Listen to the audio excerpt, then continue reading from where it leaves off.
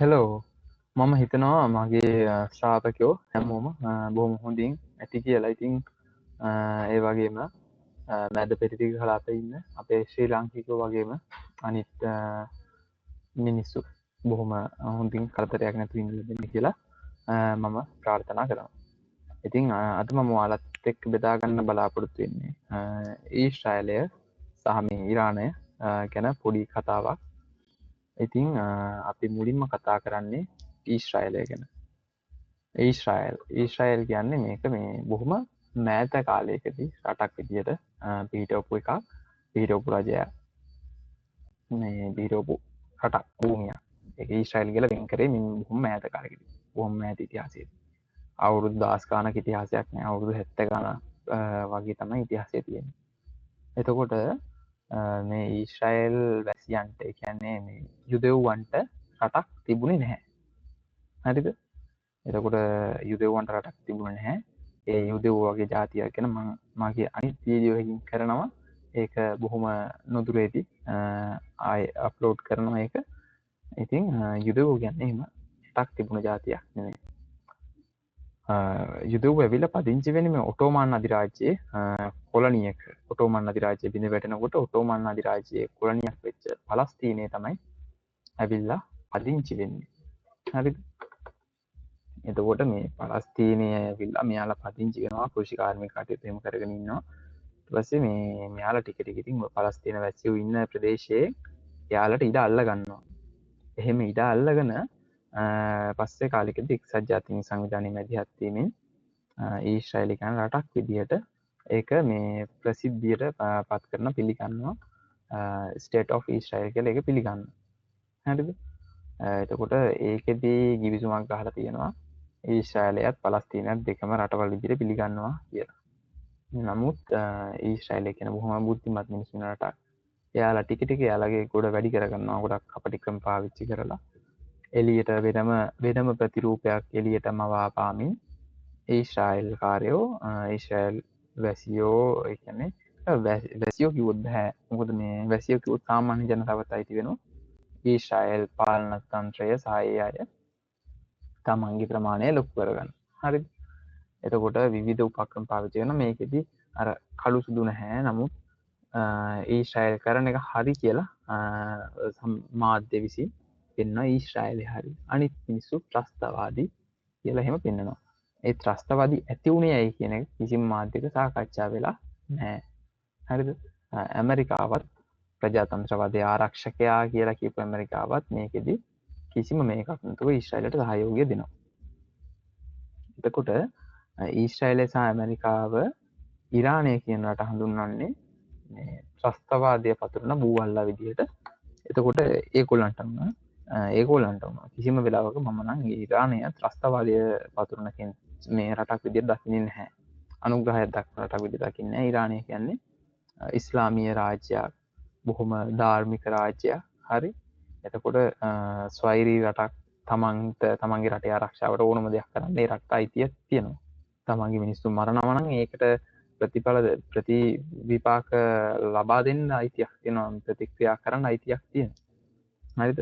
එතකොට කිසිම ප්‍රහාරයක් නැතුව මෙහෙම තර්ජනයක් තියෙනවා, ඒව විනාශ කරනවා, ඒව නවත්තන්නේ විනාශ කරනවා කියලා එහෙම කරන්න අයිතියක් තියෙනවා. ඒ වගේ රටවල් වලටත් එහෙම කරන්න අයිතියක් තියෙනවා.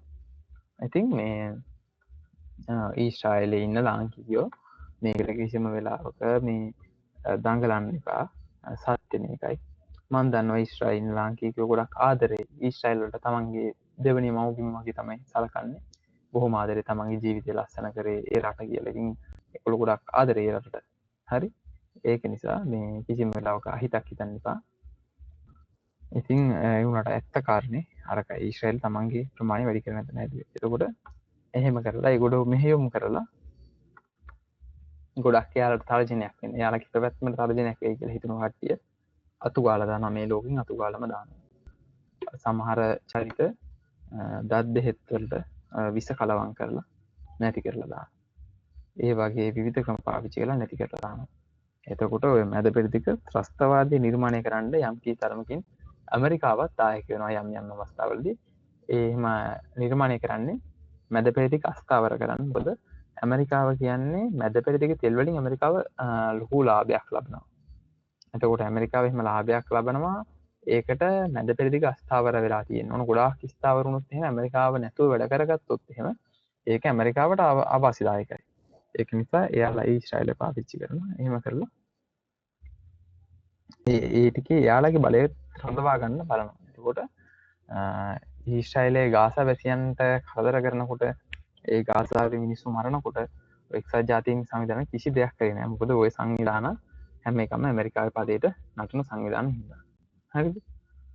එතකොට ඒ වගේම ඉරානය මොකක් හරි කරපුවාම ඒක හරි ලොකු කරලා ඉරානයේ ත්‍ස්තවාදී කියලා එහෙම කියනවා. ඔයාලා දන්නේ නැතුව ඇති සමහරක් වෙලාවට ගොඩක් අය දන්නේ නැතුව ඇති. ඉරානය කියන්නේ බොහෝම ඈත ඉතිහාසයක් තියෙන රටක්. බොහෝම ඈත ඉතිහාසයක් තියෙන රටක්. ඊශ්‍රායලය වගේ බටහිර රටවල් ගොඩක් වැරදිකාරයෙක් විදියට චිත්‍රයක් එළියට මමලා දීපු වුණාට මේ ඉරානය කියන්නේ බොහොම හොඳ අපේ ලංකාව වුණත් බොහොම හිතයිශී බොහොම ඈත ඉතිහාසයක් අවුරුදු 2000 ගානක ඉතිහාසයක් තියෙන රටක්. ඉස්සර කාලේ මේ ඉරානය හඳුන්වලා තියෙන පර්සියාව කියලා. ඉතින් මේ ශිෂ්ටාචාරයක් ආරම්භ වෙන්න උදව් වුණ ඒ ශිෂ්ටාචාර ආරම්භ වුණ රටක්. ඉතින් ශිෂ්ටාචාරය තොටිල්ල කියලා හඳුන්වනවා කියලා මම අහලා තියෙනවා. එතකොට එහෙම ගොඩක් හොඳ සංස්කෘතියක් තියෙන ගොඩක් මේ උසස් සංස්කෘතියක් තියෙන උසස් ලක්ෂණ තියෙන මිනිස්සු ඉන්න රටක් ඉරානය කියන්නේ. එතකොට ඉරානය පාලනය වෙන්නේ ආධ්‍යාත්මික නායකයෙක් යටතේ. කෙලින්ම ජනාධිපතිතුමෙක් එහෙම රජෙක් එහෙම යටතේ නෙමෙයි. මේ වෙනකොටත් ඉරානය පාලනය වෙන්නේ ආධ්‍යාත්මික නායකයෙක් යටතේ. එතකොට වර්තමාන ආධ්‍යාත්මික නායකවල දන්නවා අයතුල්ලා අලි ඛමේනි වගේම ඊට කලින් එයාගේ ගුරුතුමා රුහුල්ලා ඛමේනි තමයි ආධ්‍යාත්මික නායකයා විදිහට හිටියේ. එතකොට මෙයාලගේ පාලනයේ පොඩි වෙනස තියෙන්නේ මෙයාලාගේ තීරණවල අවසාන තීරණය ගන්නේ මේ ආධ්‍යාත්මික නායකතුමා.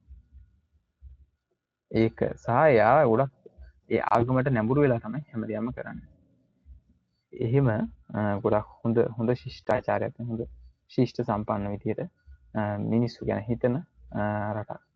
ඔයාලා මේ ලංකාවේ YouTube එකේ ගැමියා කියලා channel එක වගාවන් සම්බන්ධ කරන channel එක වීඩියෝ එකක් දාලා තියෙනවා ඉරානය ගැන. ඉතින් ඉරානය ගැන මේ වීඩියෝ එක බලන්න. ඉරානය කියන්නේ බොහොම සම්බාධක වලට මුහුණ දීපු බටහිර සහ ඇමරිකාව යුරෝපේ සම්බාධක වලට මුහුණ දීපු රටක්. ඒ මුහුණ දීපු සම්බාධකින්දම තමන්ගේ ස්වශක්තියෙන් දේවල් කරගත්ත රටක්. ඒක නිසා මේ හරිම වටිනවා. ඉරානයේ මෙච්චර දේවල් තියෙනවා කියලා එහෙම කියන්න තරම් දැනුමක් නැහැ එළියේ ඉන්න අයට. ඉරානය මොන වගේද කියලා කියන තරම් දැනුමක් නැහැ. අර වීඩියෝ එක බැලුවෙන් පස්සේ ඔයාලට තේරෙයි ඉරානය මොන වගේද කියලා. ඉතින් බලන්න කියලා මම ඔයාලට ආරාධනා කරනවා. මේ ගැමියා කියන YouTube channel එකේ තියෙන මේ වීඩියෝ එක. ඉතින් ඊශ්‍රායලය කියන්නේ ඒ වගේම තමයි.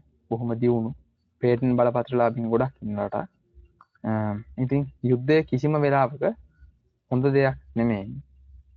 නමුත් ඒක අසාධාරණ විදිහට වෙනවා නම් එක්කෙනෙක් හරි වැරද්ද කරන කෙනා හරි කියලා පෙන්නගෙන යුද්ධය එහෙම වෙනවා නම් සාධාරණ පැත්තට අසාධාරණයක් වෙන පැත්තට පුළුවන් කිසිම සීමාවක් නැතුව අසාධාරණ Tamanට අසාධාරණ කරන කෙනාට පහර දෙන්න.